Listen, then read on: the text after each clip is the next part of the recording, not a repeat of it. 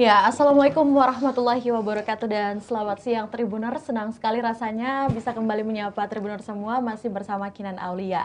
Kita kembali dalam program Ngopi dan tentu saja edisi kali ini tepatnya pada 19 Juli 2022.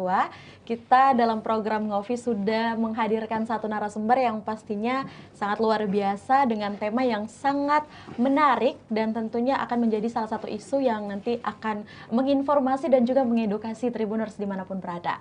Langsung saja hari ini kita akan membahas mengenai seberapa mengkhawatirkan sih PMK di Sulawesi Selatan. Nah, untuk PMK ini sendiri ataupun juga penyakit mulut dan kuku terhadap hewan tentu saja memberikan akibat ataupun juga impact kepada para peternak maupun juga pedagang hewan ternak yang ada di Indonesia, bahkan khususnya hari ini di Sulawesi Selatan. Untuk itu hari ini kita mengundang langsung Sekretaris Dinas Peternakan dan juga Kesehatan Hewan Sulawesi Selatan sudah hadir bersama kita di studio Tribun Timur. Dan langsung saja Tribuner, saya mau menyapa sudah ada Bapak Dr. Insinyur Haji Abdul Muas MSI IPU. Untuk itu saya sapa dulu Tribuners. Assalamualaikum warahmatullahi wabarakatuh dan selamat siang Pak. Waalaikumsalam warahmatullahi wabarakatuh. Terima kasih. Selamat siang untuk para seluruh pemirsa Tribuners yang sempat mendengarkan dialog kita hari ini. Ya. Mudah-mudahan sehat selalu dan bisa mengikuti acara ini sampai akhir sehingga bisa mendapat informasi terkait dengan bagaimana sebenarnya penyakit PMK yang baru-baru ini ramai dibicarakan di beberapa media terkait dengan masuknya PMK di Sulsel ini. Ya, betul sekali Pak. Ini tentu saja hari ini saya sangat senang ya Pak bisa bertemu secara langsung dan pastinya kita akan ngobrol banyak juga mengenai PMK ini. Tapi sebelum terlalu jauh kayaknya kurang afdol kalau Kinan nggak nanya kabar. Gimana nih kabarnya Pak? Ya, alhamdulillah jadi sampai hari ini terkait dengan maraknya informasi PMK di Sulsel, kami bersama seluruh jajaran Dinas Peternakan tetap dalam kondisi siap siaga, melakukan langkah-langkah aktif, proaktif terkait dengan pencegahan dan pengendalian PMK ini dengan harapan bisa kita batasi penularannya dan meminimalisasi angka peningkatan kasusnya. Oke, untuk Pak Abdul sendiri gimana nih Kak kabarnya Pak? Sehat? Alhamdulillah. Alhamdulillah sehat sekali dan kita sangat bersyukur kepada Tuhan Yang Maha Kuasa atas segala nikmat yang diberikan kepada kita ini. Dan sore hari ini kita ketemu dengan seluruh pemirsa Tribuners ya yang menyaksikan ini. Dan sekali lagi saya ucapkan selamat siang. Mari kita sama-sama mendengarkan informasi ini sehingga bisa menjadi bagian dari edukasi untuk masyarakat Sulawesi Selatan. Oke, baik, luar biasa sekali ya. Ini kayaknya langsung dapat opening pembuka Tribuners dari Pak Abdul. Tapi untuk itu seperti tema kita pada siang hari ini Pak Abdul mengenai seberapa mengkhawatirkan si PMK ini sebenarnya. Nah, kalau kita highlight kata mengkhawatirkan artinya ada sesuatu yang ditakutkan ke depannya terjadi ataupun ada sesuatu yang gawat nih di Sulawesi Selatan mengenai PMK ini. Mungkin di awal pembicaraan kita bisa diedukasi dulu sebenarnya penyakit mulut dan kuku terhadap hewan ini seperti apa sih gambarannya Pak? Ya, jadi PMK ini adalah salah satu penyakit hewan menular ya, yang bisa berpindah dari atau menular dari satu ternak ke ternak yang lain melalui beberapa faktor ya. Baik melalui benda-benda yang pernah bersinggungan, orang yang keluar masuk kandang, ya kemudian ternaknya itu sendiri, ya, dan beberapa faktor-faktor lain, termasuk hewan rentang terhadap penyakit ini. Jadi penyakit mulut kuku ini bisa menyerang kepada ternak-ternak yang berkuku belah, kuku genap, kukunya dua, seperti sapi itu berkuku dua kan, ada kuku belah. Kemudian kerbau, kemudian kambing, domba, dan babi. Nah, ini hewan yang sangat rentan terhadap penyakit ini. Nah, inilah makanya sekarang kita mencoba melakukan pembatasan pergerakan terhadap penyakit ini. Penyakit ini ditandai dengan beberapa bentuk-bentuk yang kita bisa lihat pada ternak yang terinfeksi. Contohnya luka pada bagian mulut, ya, melepuh-melepuh seperti itu. Kalau biasa kita istilahkan, ya kalau sariawan akut, ya. Untuk ya, manusia mungkin ya, ya. Terus kemudian di lidah juga melepuh-melepuh kan. Nah, kemudian diikuti dengan demam tinggi, bisa mencapai 41 derajat Celcius, sehingga bisa mempengaruhi nafsu makan ternak itu bisa menurun. Kemudian jika penyakit ini semakin akut akan masuk ke kuku, ya, terjadi luka dan melepuh di daerah kuku itu. Malah kukunya bisa lepas kalau tidak ditangani dengan bagus, sehingga membuat ternak itu tidak bisa berdiri. Kalau tidak bisa berdiri, tidak ada aktivitas, otomatis akan menurunkan berat badan dan sangat mempengaruhi nilai ekonomi daripada sapi itu. Malah biasa tidak ada yang mau beli kalau sudah penyakit ini begitu. Iya. Ya, baik Pak Abdul. Itu salah satu gambaran terhadap penyakit ini, dan memang penyakit ini bukan hanya di Indonesia. Betul. Jadi tidak perlu kita terlalu khawatir karena ini hampir dilanda beberapa negara-negara ya yang punya populasi ternak tinggi, ya. Itu sudah termasuk India juga sudah kena, ya. Jadi kemudian di Indonesia ini kita provinsi yang ke-22 kena. Mulai dari Aceh sampai ke sini sekarang. Sulsel, ya. Ya, sampai Sulawesi Selatan. Sulawesi Selatan itu provinsi yang ke-22 tertular PMK dan sudah dikonfirmasi positif. Sampai hari ini hasil pemeriksaan teman-teman, karena kita selalu berkoordinasi dengan laboratorium, salah satu laboratorium yang ada di Sulsel ini yang wilayah kerjanya masuk sampai ke beberapa daerah provinsi di Sulawesi Selatan, Pulau Sulawesi, yaitu Balai Besar Veteriner Maros. Itu telah melakukan pengujian dari laporan-laporan dari masyarakat, petugas kita di lapangan. Setelah dilakukan pengambilan sampel dan pengujian, ini sekarang ada 9 kabupaten yang terkonfirmasi dengan angka kasus itu sekitar 577 ekor. Dari 577 ini rupanya potensi kesembuhannya juga agak tinggi.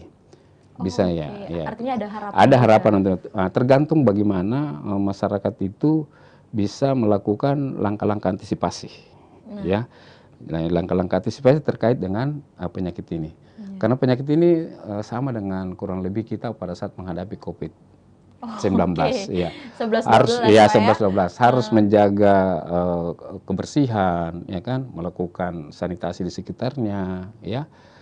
Kandangnya harus bersih dan seterusnya. Kemudian jangan ada vektor-vektor yang keluar masuk, pembawa potensi virus ini bisa masuk ke dalam kandang dan seterusnya. Kemudian diberikan gizi yang bagus, ya, dikasih vitamin, sama kita waktu COVID-19. Sehingga kalau itu masyarakat bisa melakukan dengan bagus, saya kira potensi kesembuhan itu tinggi. Dan ini dibuktikan ada salah satu kabupaten yang bagus penanganannya, itu tingkat kesembuhannya sangat tinggi sekali. Itu Tanah Toraja kemarin ada 20 berapa kasus itu, 28 itu yang sembuh 25. Artinya sisa 3% lagi. Sisa 3 ekor yang dan itu berangsur-angsur bisa. Tetapi itu tadi catatannya harus melakukan antisipasi bagus, ya, melakukan penanganan yang betul-betul intens terhadap pengendalian ini. Karena virus ini juga kurang lebih sama dengan seperti yang saya katakan. Kita melakukan desinfeksi, ya, kita semprot desinfektan, ya, kandang-kandang itu, kemudian termasuk lingkungan yang ada di sekitarnya. Kalau itu bisa kita lakukan, saya kira ini bisa dikendalikan. Ya, seperti itu. Oke, baik Pak Abdul. Nah, mungkin Kinan mau tanyakan juga nih satu hal yang masih sinkronisasi juga dengan pertanyaan pertama saya mengenai mungkin dampak, Pak. Ini sebenarnya dari PMK sendiri ini dampaknya apa aja nih kira-kira, dan kira-kira terdampak bagi siapa saja? Untuk masyarakat kan sudah pasti nih Pak, mungkin untuk bagi peternak atau siapapun ini bagaimana nih ke depannya Pak? Jadi tentunya sangat mempengaruhi dampaknya kepada ekonomi, nilai ekonomi, ya. Teman-teman secara nasional pernah kemarin merilis itu dampak ekonomi yang akan terjadi jika ini tidak dikendalikan dengan jumlah populasi secara nasional itu kurang lebih 18 juta. Maka nilai ekonomi itu yang akan hilang, loss itu sekitar 9 triliun. Itu luar biasa. Kemudian itu belum multi efeknya. masyarakat kita akan kehilangan mata pencarian, utamanya peternak-peternak yang skala menengah ke atas. Karena otomatis tidak ada yang mau beli sapi, tidak ada yang mau beli ternak, karena ternaknya ini sudah terkonfirmasi penyakit, sehingga akan mempengaruhi tingkat konsumsi. Kalau tingkat konsumsi berarti permintaan kurang, menurun juga, ya. Berarti roda ekonomi atau sumbangsi pertumbuhan ekonomi akibat dari peternakan ini akan anjlok. Ini yang ditakutkan sebenarnya. Sehingga kita akan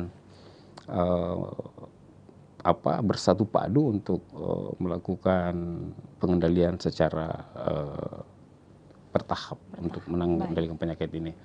Kemarin Pak Mentan mengatakan Sulsel ini sebagai lumbung sapi, ini harus mengambil langkah-langkah antisipasi untuk mengendalikan itu. Karena mengingat bahwa Sulsel itu adalah salah satu provinsi penghasil ternak sapi potong dan ternak bibit untuk mensuplai utamanya daerah kawasan timur. Ya, jadi kita seperti itu. Baik Pak Abdul, terima kasih. Jadi artinya memang ada banyak harapan kehidupan terhadap peternakan di Sulawesi Selatan. Tapi sejauh ini Pak, dengan adanya kasus PMK ini sendiri, kira-kira untuk pemerintah khususnya mungkin di Pemprov ya, apa sih langkah-langkah yang akan diambil untuk mengantisipasi peningkatan PMK ini? Iya, jadi setelah kami mendapat arahan kemarin dengan rakor terbatas dengan Bapak Menko Marves, dan ditindaklanjuti lagi kita rapat koordinasi bersama Pak Mentan, Menteri Pertanian, kemudian kita tindak lanjut lagi rapat dengan Pak Gubernur, dalam hal ini PLH Bapak Sekda karena Pak Gubernur lagi menunaikan ibadah haji, berkoordinasi dengan seluruh Porkopinda tingkat kabupaten kota. Nah, kita sudah melakukan langkah-langkah antisipasi. Pertama, kita di kantor itu kita sudah buat pos krisis center. Jadi pengaduan itu bisa langsung ke kantor Dinas Peternakan dan Kesehatan Provinsi Selatan, Jalan Veteran Selatan nomor 234 Makassar. Jadi langsung diterima ke sana. Langsung bisa ke sana. Bisa by phone, by dan kita terima semua. Betul. Kemudian kita membentuk Satgas tingkat provinsi. Satgas provinsi ini melibatkan seluruh Porkopinda juga, termasuk Badan Pengendali Bencana Daerah.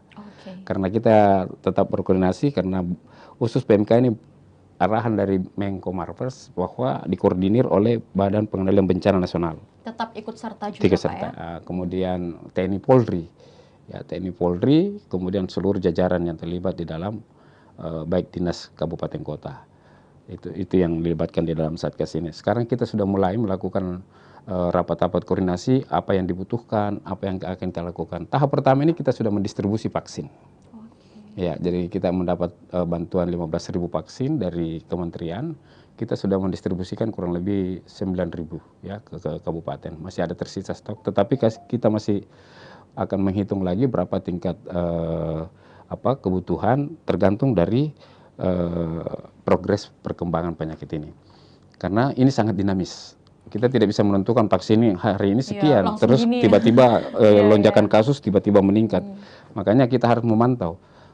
Satu langkah yang kita tetapkan adalah laporan itu harus diupdate per jam 5 sore setiap harinya. Jadi update data kita seperti itu untuk menentukan langkah-langkah strategi apa yang akan kita lakukan di dalam pengendalian. Kemudian Pak Menko dan Pak Menteri juga sudah, dan Pak Gubernur mengharapkan segera menghitung berapa kebutuhan obat, desinfektan, kemudian peralatan yang terkait dengan teman-teman petugas di daerah ini untuk segera dihitung dan dianggarkan untuk pengadaannya. Karena terbuka peluang untuk proses penganggaran dari dana bantuan tak terduga, biaya tak terduga BTT itu itu. Dan tadi lagi ini kita sudah rapat dengan Pak Sekda selaku pelaksana harian Gubernur untuk segera melakukan itu perhitungan terkait dengan teman-teman ini sementara berproses sudah.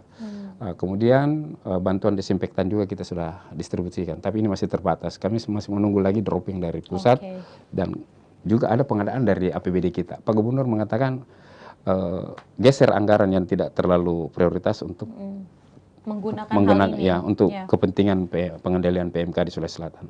Itu instruksi langsung beliau. Oke, baik. Artinya mungkin sudah ada beberapa strategi juga yang terus diusahakan oleh teman-teman dari Pemprov yang juga bekerja sama dari beberapa sektor pemerintah yang lainnya. Betul. Untuk meminimalisir paling tidak kasus PMK yang ada di Sulawesi Selatan. Dan ini juga ditindaklanjuti oleh langkah yang diambil oleh teman-teman kabupaten. Malah ada beberapa kabupaten yang sudah melakukan lockdown. Tidak mau lagi menerima lagi ternak dari luar. Jadi bukan cuma COVID yang bukan bukan. Jadi bukan hanya di tingkat provinsi ini kita lockdown, tetapi teman-teman sudah tindak lanjuti di beberapa. Dan itu dituangkan dalam satu surat keputusan bupati kepala daerah. Ini artinya langkah cepat betul yang kita tempuh di dalam proses pengendalian ini. Dan teman-teman di daerah ini koordinasinya terkait dengan informasi perkembangan ini cepat sekali. Sangat tanggap sangat juga, tanggap Pak, ya. Setiap jam 5 memang kita tunggu. Kita close informasi per update hari ini jam 5, kemudian kita rilis. Tapi Pak Abdul, mungkin yang menarik juga sampai sekarang mungkin bisa di-share juga mungkin datanya sama Tribuners dan seluruh warga Kota Makassar dan Sulawesi Selatan yang menjadi pemirsa YouTube Tribun Timur. Sampai saat ini mungkin untuk data kasus PMK di Sulawesi Selatan ini sampai saat ini Pak Abdul sudah terbagi atau tersebar di daerah mana saja sih mungkin? Ya, jadi untuk kasus yang positif ya karena ini masih ada yang berproses di dalam proses pengambilan sampel, kemudian untuk pengujian. Jadi yang terkonfirmasi sekarang positif 9 kabupaten. Ya, mulai dari Tanah Toraja, Toraja Utara, kemudian Bone, ya, kemudian Jeneponto, Makassar, Goa, Enrekang, itu sudah melaporkan semua, ya. Jadi 9 kabupaten itu. Dengan total angka kasus itu kurang lebih 5 per update hari kemarin ya. Karena ini belum jam 5. Jadi masih tunggu juga Pak ya? Saya sering mau meluruskan terkait dengan masyarakat Sulawesi Selatan. Jika data-data yang diterima atau informasi yang diterima terkait dengan data yang berbeda itu wajar. Karena proses perhitungan kita ini butuh waktu dan butuh mungkin perbandingan data sebelumnya saat yang akan datang pasti berbeda lagi. Betul. Jangan sampai yang didapat berita kemarin terus hari ini muncul lagi berita berbeda. Kok bisa ada seperti ini? Padahal ini update data kita. Dan ada proses yang kita lakukan. Karena pengujian di laboratorium itu butuh waktu 1 hari juga untuk mendapatkan hasilnya. Seperti itu. Sampelnya harus diambil. Betul juga. Karena kita untuk memastikan ya, jangan kita bermain dengan angka-angka karena kita butuh data pasti dan akurat untuk menyusun strategi. Jangan sampai dikatakan sudah menurun, jadi kita lengah, kita tidak melakukan apa. Padahal di lain pihak angka itu terus melaju. Nah, inilah yang dilakukan teman-teman sehingga sistem koordinasi pendataan kita itu terstruktur dari kabupaten, provinsi ke pusat. Tapi mungkin Pak untuk selain data daerah, untuk data hewannya sendiri sampai sekarang udah berapa ekor nih Pak yang mungkin sudah terkonfirmasi terinfeksi? Ya, yang 577 ekor itu dari 9 kabupaten. Nah, dengan 577 ekor ini mungkin untuk Pak Abdul sendiri dari hasil informasi ataupun juga hasil laboratorium yang didapatkan informasinya, ada nggak sih mungkin peluang sembuhnya dari 577? Ada. Jadi sekarang angka kesembuhan kita itu sudah mencapai 57 ekor, 58 ekor kalau saya tidak salah. Ya, update kemarin. Angka kesembuhan 53. Ya, 53. 53 ekor itu artinya di atas 10%. Artinya karena ada kemajuan juga. Atas 10%. Jadi saya kira masyarakat tidak perlu khawatir dengan catatan mari kita bersama-sama melakukan langkah-langkah antisipasi bersama pemerintah. Pemerintah tetap akan menyiapkan segala sesuatunya terkait dengan pengendalian ini, tetapi peran aktif masyarakat, peternak-peternak kita juga itu harus bekerja sama melakukan itu. Ya. Tapi Pak Abdul, ini ya, Kinan ada ini juga mungkin ya satu pertanyaan yang bisa menginformasikan juga kepada orang-orang awam ya seperti Kinan pada hari ini mengenai peternakan yang hari ini kita diberikan ilmu banyak nih sama Pak Abdul. Untuk kasus PMK sendiri ini Pak, apakah ini termasuk wabah? Khususnya mungkin di Sulawesi Selatan ini sudah masuk zona apa sih? Ini belum menjadi informasi juga ya. Ini banyak ini nih Pak, banyak jawaban yang terkonfirmasi. Udah zona merah, zona kuning, zona hijau. Ini mungkin yang tidak dimengerti juga. Betul. Jadi sekarang itu kebijakan pemerintah dalam ini Kementerian Pertanian di dalam menetapkan wilayah itu masuk zona apa. kategori dalam wabah PMK ini itu ada 3 ya. Jadi zona hijau itu bebas ya. Kemudian zona kuning yang sudah terkonfirmasi tetapi jumlahnya itu masih bisa dikendalikan. Nah, Sulsel lainnya masuk. Pak, ya sedikit ya masih bisa dikendalikan. Tetapi yang zona merah itu sudah masuk seluruh wilayah. Tidak ada lagi dari misalnya 23 kabupaten atau 10 kabupaten, semuanya sudah. Nah, inilah yang sekarang kita lakukan pengendalian dengan melakukan kebijakan pengetatan lalu lintas ternak. Arahan Pak Menko tidak ada lagi sapi-sapi, ternak-ternak yang dari zona merah ke zona hijau. Itu tutup. Betul. Lockdown langsung.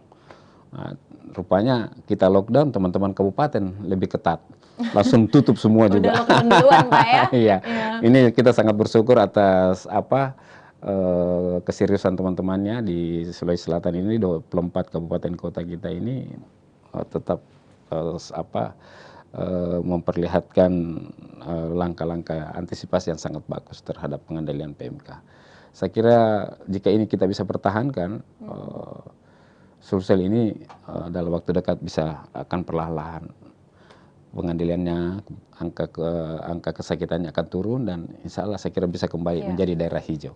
Apalagi mungkin kalau kita lihat memang warna zonanya ini masih kuning. Di tahap kuning. Ya. Jadi masih besar peluang untuk di hijau bahkan bersih, iya, Pak ya. Betul. Oke.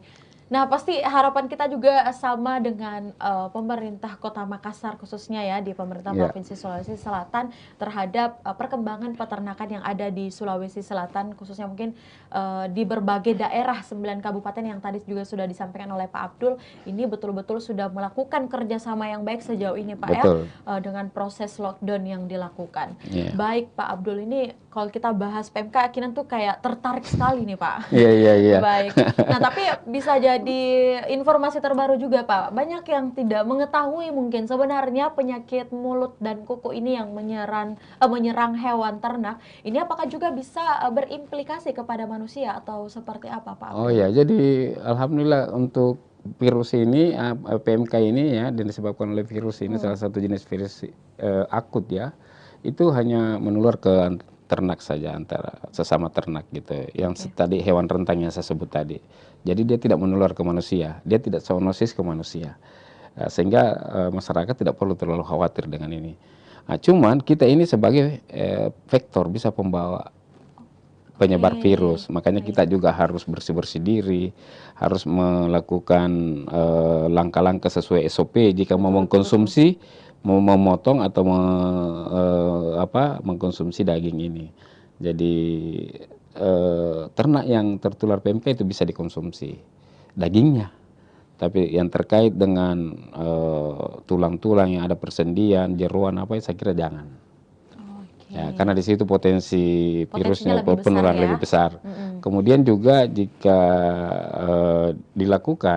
dilakukan pemotongan seperti itu potensinya kalau tidak ditangani dengan bagus itu bisa memberi penularan yang cepat.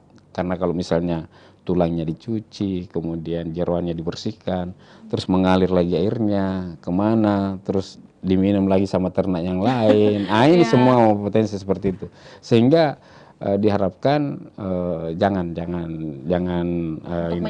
menjaga itu dagingnya aja yang kita konsumsi, supaya ini juga bisa kita hindari, harus dijaga dengan ketat supaya jangan menularkan lain. Apalagi mungkin sampai dikasih orang lain lagi, Pak. Dikasih orang lain. Dalam bentuk sumbangan lagi. Jangan sampai ya. Iya.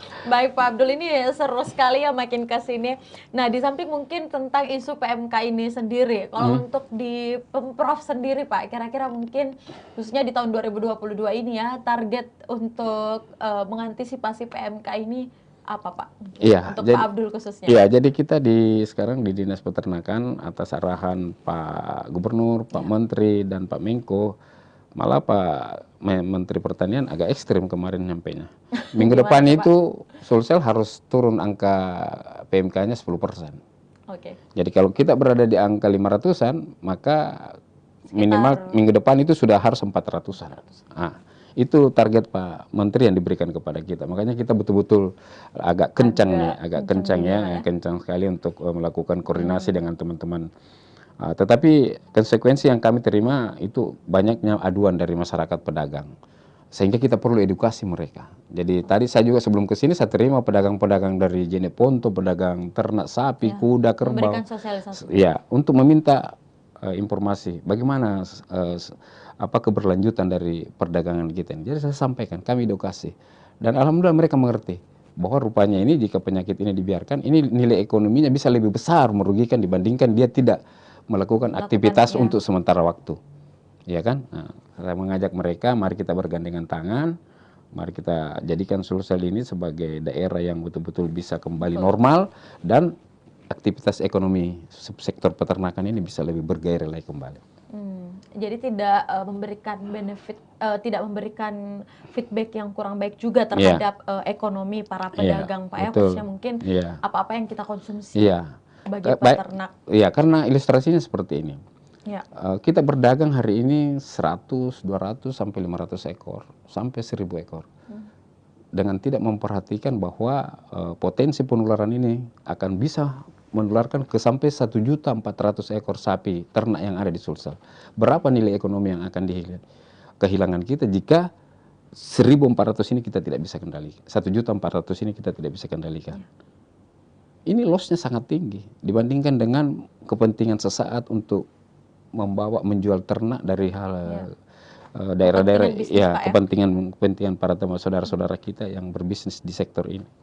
Makanya mereka tadi saya jelaskan dia alhamdulillah paham. Makanya sangat berterima kasih dan saya kira ini pemirsa ya, ini harus menjadi bagian dari edukasi kita semua, bukan hanya Dinas Peternakan. Betul. Jadi setelah mendengarkan ini ya, Tribuners ini harus istilahnya menduplikasi kemudian menyebarluaskan informasi ini sehingga saudara-saudara kita itu baik peternaknya maupun pengusahanya itu bisa memahami kondisi ini dan kita saling bergandengan tangan membahu-membahu untuk menyelesaikan persoalan PMK di Sulsel ini. Apalagi kalau yang nonton nih pengusaha, Pak ya. Apalagi kalau pengusaha. Jadi habis nonton nih udah langsung ternyata gini ya. Baik Pak, ini sangat seru sekali. Nah mungkin Kinan mau keluar sedikit dari isu PMK yang memang dari tadi kita sudah dijelaskan secara runut juga ya.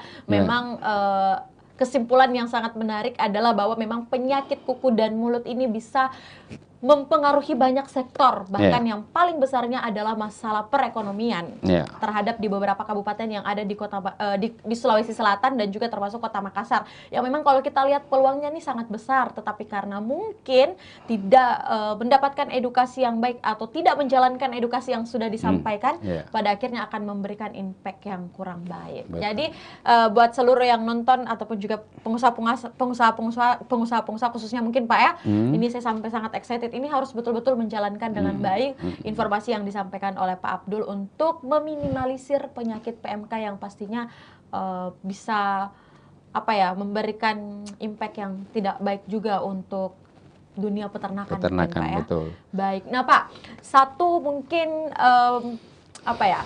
di dunia peternakan khususnya mungkin di divisinya Pak Abdul ya sebagai sekretaris untuknya di Dinas Peternakan Sulawesi Selatan. Job desk Pak atau mungkin divisi Dinas Peternakan nih biasanya memang ngurusin apa aja sih Pak? Mungkin banyak nih Pak yang berpikir-pikir, oh kayaknya cuma ngurusin hewan. Ngurusin PMK yang semakin ini datanya ya. Jadi memang kita salah satu organisasi perangkat daerah yang mengurusi urusan teknis ya, mengurusi urusan bidang teknis dalam sektor pertanian. Salah satu di sektor pertanian itu ada subsektor peternakan. Kamilah ini ya. Jadi tugas-tugasnya itu memang melakukan langkah-langkah ya strategis ya, langkah-langkah strategis untuk membangun peternakan yang ada di Sulawesi Selatan. Dari segala aspek. Segala aspek ya. Ya, segala aspek. Jadi bukan hanya ternaknya. Peternaknya juga kita bangun ya. Dua. Jadi peternaknya, manusianya, masyarakatnya ya kita bangun. Dari dasar itulah pemerintah Provinsi Sulawesi Selatan membuat program-program strategis. Program strategis peningkatan populasi, menjadikan Sulsel sebagai provinsi penghasil bibit ternak yang berkualitas, ya kan? Kemudian sebagai lumbung daging, ya kan? Nah, itu semua. Untuk mendukung itu kami susunlah program-program. Jadi bukan hanya ngurus ternaknya saja. Apalagi ngurus termasuk SDM. PMK ya, Pak ya? Iya. Termasuk SDM-nya kita tingkatkan, ya. Jadi kami punya petugas teknis di daerah itu sudah banyak, baik medis, paramedis, ya, yang melakukan langkah-langkah, kegiatan-kegiatan, mensukseskan seluruh kegiatan program yang dialokasikan di daerah masing-masing. 24 kabupaten yang ada di Sulawesi Selatan ini menjadi bagian ya dari pengembangan peternakan, sehingga program kita itu menyeluruh masuk ke sana. Itulah yang menjadi bagian program strategis Bapak Gubernur. Nah, di lain pihak, dia juga bukan ngurus sampai ke situ.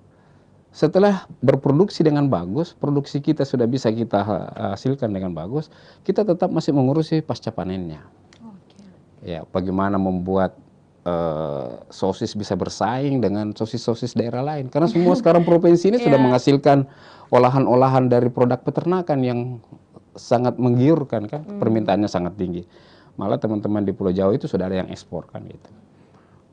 Nugget, sosis, kemudian susunya, buat permen susu, buat keripik susu, ini semua ini kita urusin gitu. Malah sampai peralatannya itu kita urus gitulah. Ya, sehingga masyarakat itu betul-betul kita edukasi, kemudian kita dampingi, kita fasilitasi. Setelah dia mampu kita lepaskan. Ya, seperti itu. Sehingga proses pembangunan peternakan ini terintegrasi dari hulu sampai ke hilir. Baik. Dari hulu sampai ke hilir. Dengan demikian, jika itu terjadi, maka tingkat pertumbuhan ekonomi, sumbangsi pertumbuhan ekonomi dari sektor peternakan itu akan meningkat. Tiga komoditi sekarang itu penyumbang pertumbuhan ekonomi, penyumbang ekonomi, pertumbuhan ekonomi di Sulsel, itu salah satunya adalah peternakan. Iya. Kalau naik harga daging berteriak semua orang. Kalau turun gimana? Kalau turun bukan ya? Bukan. Kalau turun harga dagingnya pedagangnya yang datang.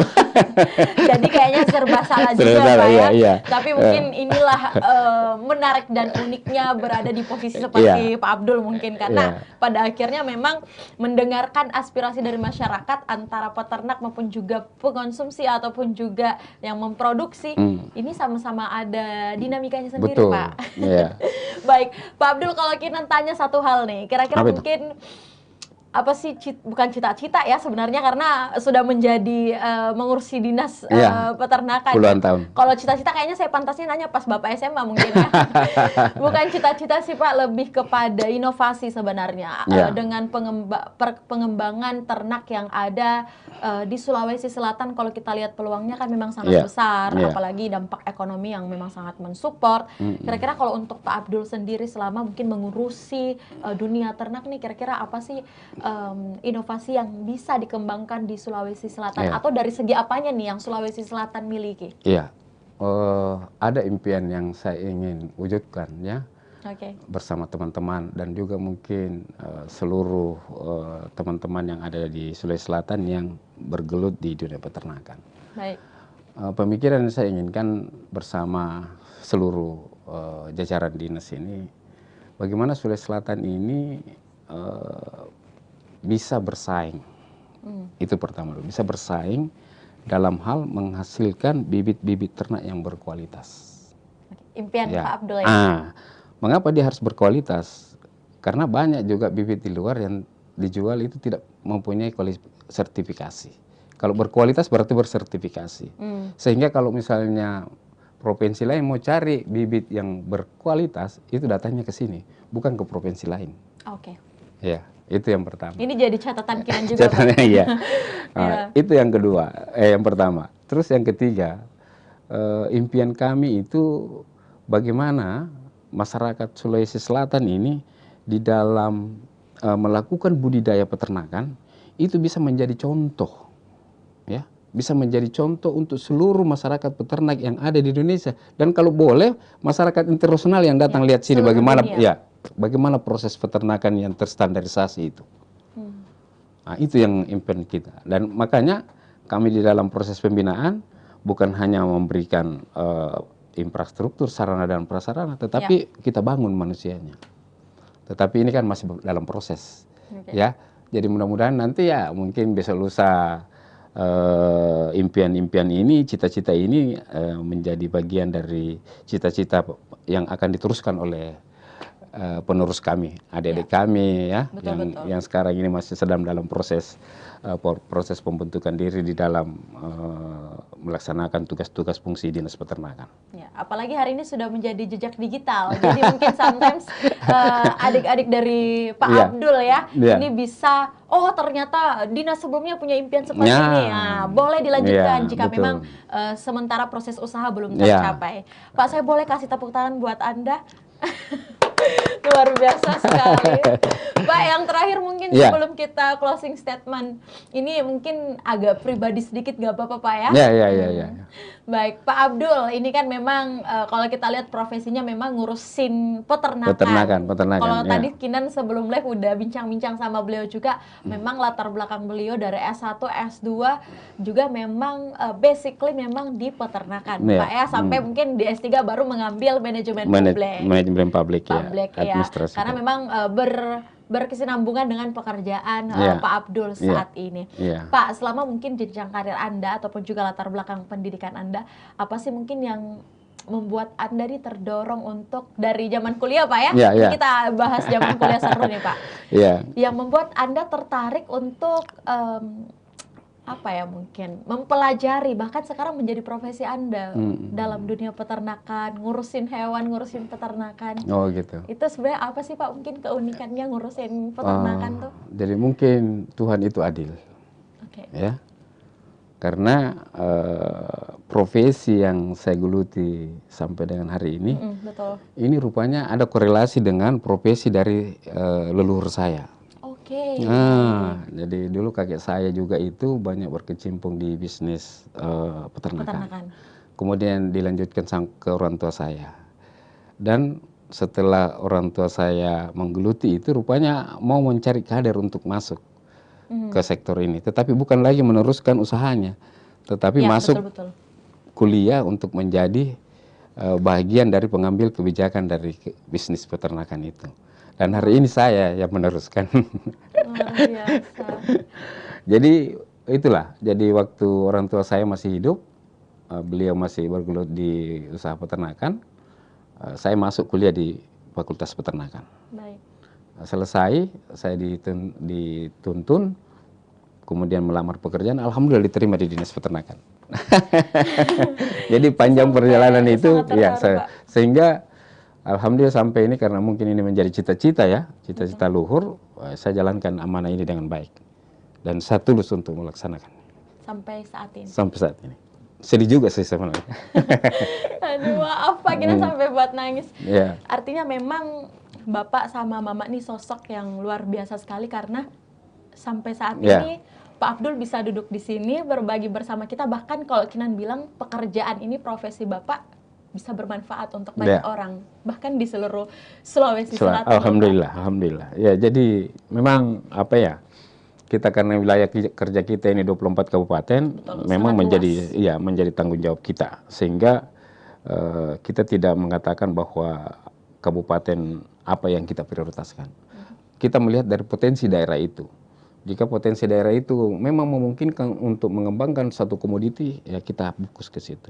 Kemudian daerah lain kita fokus ke situ. Sehingga terjadi aglomerasi di dalam proses pengembangan komoditi peternakan. Pak, untuk Pak Abdul sendiri pernah nggak sih merasa capek dengan ngurusin hewan mungkin dan peternakan? Atau mungkin bosen dengan pekerjaan ini? Samping karena tuntutan Anda mungkin karena bekerja di sektor pemerintahan, Pak. Ya, jadi saya merasa bahwa memang ini dunia saya. Jadi saya merasa ini adalah dunia saya dan segala suka dukanya mulai dari saya jadi CPNS sampai dengan PNS, saya diberi jabatan. Sampai hari ini saya menganggap itu suatu yang terindah buat saya. Segala tantangan-tantangannya itu kami hadapi, ya tentunya semua tantangan itu ada solusinya. Solusinya itu kita rumuskan secara bersama-sama dan kita lakukan. Dan sampai hari ini alhamdulillah peternakan Sulawesi Selatan itu menjadi salah satu OPD ya, menjadi salah satu OPD yang ada di provinsi Sulawesi Selatan yang bisa memberikan kontribusi terhadap pembangunan Sulawesi Selatan. Seperti itu. Luar biasa sekali, aduh saya sampai sesak nafas nih. Ternyata ya di balik saya sedihnya karena mengingat kembali leluhur yang punya cita-cita mulia kan sampai ke orang tua. Betul. Ya, dan ini kita lanjutkan dengan kerja-kerja ikhlas. Betul. Iya. Satu hal yang menarik yang saya highlight juga adalah perjuangan kerja keras, dan pastinya setiap orang tua di para leluhur seperti cerita di balik Pak Abdul pada hari ini ya sebagai sekretaris di Dinas Peternakan adalah hal yang sangat luar biasa, bahwa memang apa yang orang tua kita cita-citakan dan kita jalani dengan ikhlas, pastinya kita akan menjadi orang luar biasa. Insya Allah, insya Allah. Baik, kita berikan dulu tepuk tangan yang sangat meriah buat Pak Abdul. Aduh, Kinan nih udah bikin sedih ya. Tapi hari ini kita bukan cuma membahas mengenai perkembangan PMK ya, tapi juga ada kisah inspiratif yang bisa kita ambil, Tribuners. Yang terakhir mungkin Pak, dari tadi saya bilang terakhir tapi ini asli terakhir. Mungkin kita berikan closing statement atau mungkin satu harapan Pak Abdul kepada seluruh peternak maupun juga dunia peternakan di Sulawesi Selatan, khususnya dalam isu PMK ini. Apa kira-kira Pak Abdul, silakan. Iya, jadi Tribuners yang mendengarkan dialog kita sore hari ini, saya atas nama pemerintah Provinsi Sulawesi Selatan, Gubernur Sulawesi Selatan, ingin menyampaikan bahwa dengan adanya kasus PMK di Sulsel ini yang kita anggap sebagai satu musibah, ya, tentunya perlu langkah-langkah aktif proaktif seluruh komponen ya dalam mengendalikan penyakit ini, sehingga kami sangat berharap kepada seluruh peternak masyarakat Sulawesi Selatan yang terhimpun di dalam peternak Sulawesi Selatan untuk mematuhi segala standarisasi SOP yang sudah dibuat oleh pemerintah, yang sudah diedarkan oleh instansi-instansi teknis di mana kita berada, dalam hal ini Dinas Peternakan atau dinas yang membidangi fungsi peternakan. Sehingga kasus PMK yang ada di Sulsel ini insya Allah dalam waktu dekat bisa kita kendalikan dan angkanya kita perlahan-lahan turunkan, tingkat penyebarannya kita kendalikan, dan insya Allah kita akan kembalikan Sulsel ini menjadi daerah hijau dari kasus PMK. Seperti itu. Iya, amin ya Rabbal Alamin. Amin. Semoga juga memang closing statement dan juga harapan yang berisi harapan yang disampaikan oleh Sekretaris Dinas Peternakan ya Provinsi Sulawesi Selatan, dalam hal ini ada Pak Abdul pada siang hari ini, semoga memang bisa terlaksana dengan baik dan seluruh program yang juga dicanangkan oleh pemerintah Provinsi Sulawesi Selatan bisa terrealisasikan dengan baik, sehingga seluruh PMK ataupun juga hewan-hewan yang terjangkit PMK ini bisa segera sembuhkan dan mendapatkan peluang kesembuhan 100%, bahkan Sulawesi Selatan menjadi hijau seperti harapan dari Pak Abdul. Terima kasih banyak Pak Abdul. Sama-sama. Hari ini luar biasa sekali, Kinan bisa bertemu dan berbincang banyak. Semoga kedepannya Pak Abdul bisa sehat dan sukses terus bersama keluarga. Amin. Terima kasih. Baik, Tribuners, inilah akhir sesi kita ya dalam program Ngopi bersama Sekretaris Dinas Peternakan Provinsi Sulawesi Selatan. Dalam hal ini kami ucapkan terima kasih banyak kepada Bapak Dr. Insinyur Haji Abdul Muaz, MSI IPU, yang sudah meluangkan waktu dan berbicara dan juga berbincang bersama kita, berdiskusi dalam program Ngopi. Untuk itu sampai bertemu lagi di episode berikutnya dalam Ngopi dengan narasumber dan tema yang pastinya selalu menarik dan menginformasi para Tribuners dimanapun berada. Saya Kinan Aulia, mewakili kru yang bekerja, pamit. Terima kasih dan sampai jumpa. Selamat siang. Wassalamualaikum warahmatullahi wabarakatuh. Waalaikumsalam warahmatullahi wabarakatuh.